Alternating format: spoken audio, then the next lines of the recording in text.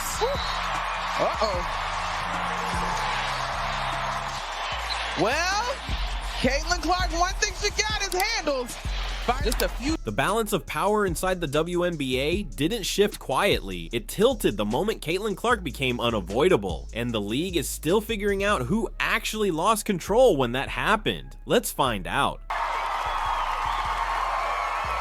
This story is uncomfortable precisely because it is not about intent. Caitlin Clark did not walk into the WNBA trying to weaken player power, fracture unity, or redraw economic lines. Yet the consequences of her arrival have done exactly that, exposing cracks that were already there and accelerating changes the league was not structurally prepared to manage. What looks like one player's superstardom is, underneath, a redistribution of leverage that affects everyone else in the room. Nice. Boy, Enrique gave it to McCowan, who couldn't finish. Behind the back again for Clark. Give her another assist and a chance for a three-point. For years, WNBA players negotiated from a position of collective moral authority. The league marketed itself on unity, shared struggle, and the idea that progress came through solidarity rather than singular dominance. That framework gave players power, not necessarily financial power, but cultural and negotiating power. The moment one athlete became bigger than the league's ecosystem, that framework began to wobble.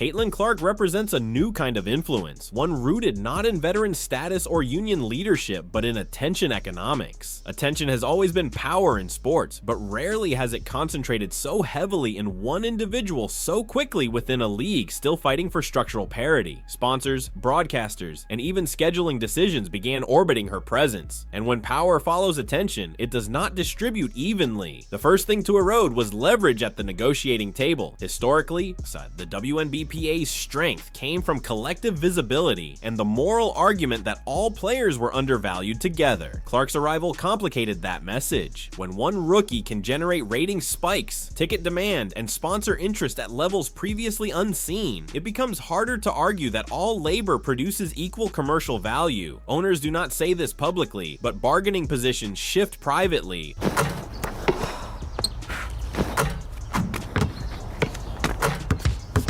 Hey, Caitlin! Can you make it from there? Old T matters here. The WNBA has always struggled with the tension between stars and systems. Past icons moved the game forward, but none arrived in an era this saturated with social media, NIL expectations, and direct-to-fan monetization. Clark entered the league already functioning like a media company, and that changes the math. Players who once relied on the league to amplify them now compete silently with a teammate whose platform does not need institutional support. But before we move on, how about you smash that subscribe button and hit like to get more tea? Don't you, Michael? I wouldn't say a lot, but you know, it's not on the regular. Yeah, no, it's definitely a lot.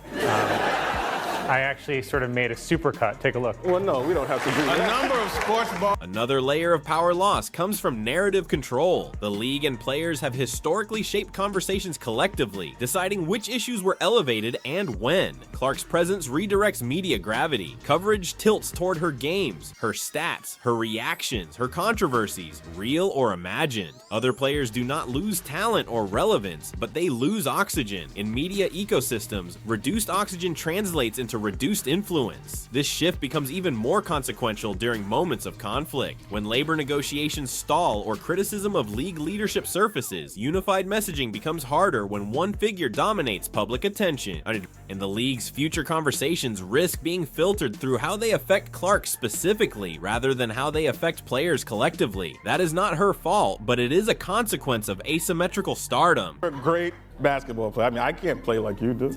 Yeah, we know. And obviously, I can't tell jokes like you do. Thank you for that. But I did write some jokes, and it would mean a lot to me if you read some of them.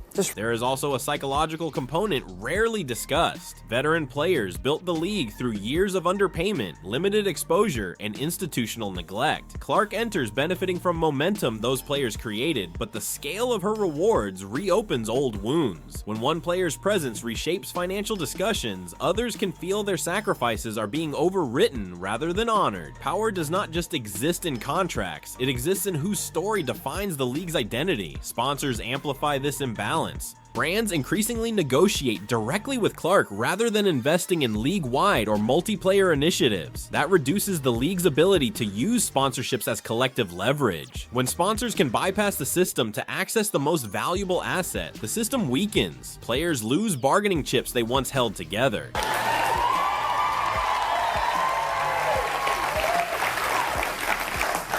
The Indiana Fever have the first pick in this Monday's draft. Speculation grows around how this dynamic affects future CBA negotiations. Owners can point to Clark as evidence that the league can generate stars without restructuring revenue models. Players counter that her success proves untapped value across the league. But the presence of an outlier complicates statistical arguments. Outliers weaken collective claims, even when those claims are valid. Another quiet power shift appears in scheduling and broadcast decisions. Primetime slots, national coverage, and marketing push increasingly cluster around Clark-centric games. That creates a feedback loop. More exposure leads to more leverage for her brand, while others remain dependent on league advocacy to be seen. Dependence is the opposite of power. Historically, players gained influence by being indispensable together. Now, indispensability is perceived as individualized. That perception reshapes internal dynamics, even if no one says it out loud. Teammates are no longer just colleagues. They exist within an economy where one person's presence changes the financial temperature of the room. The league's messaging attempts to balance this by celebrating growth while emphasizing inclusivity, but branding cannot override structural reality. When a single player becomes the primary entry point for new fans,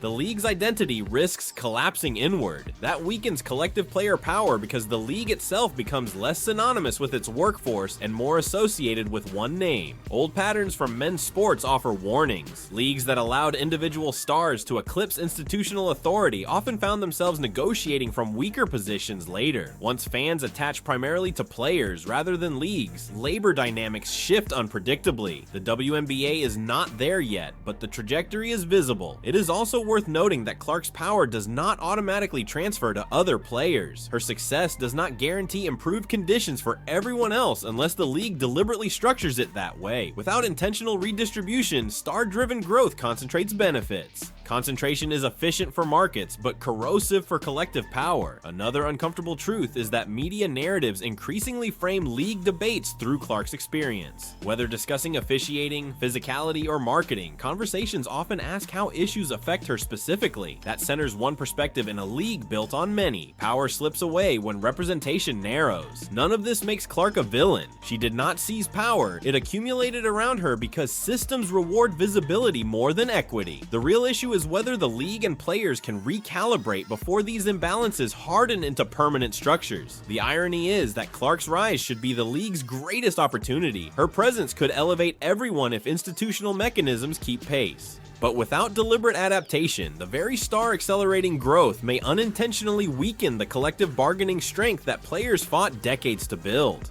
Power in sports is never static. It moves toward attention, money, and narrative dominance. Right now, all three lean toward one player, and until the league restructures how that power is shared, WNBA players will continue to feel its absence, even as the league grows louder and more visible than ever. Caitlin Clark didn't take power from WNBA players. The system handed it to her. The real question is whether the league learns how to share it before it's too late. Let us know your precious views in the comments below.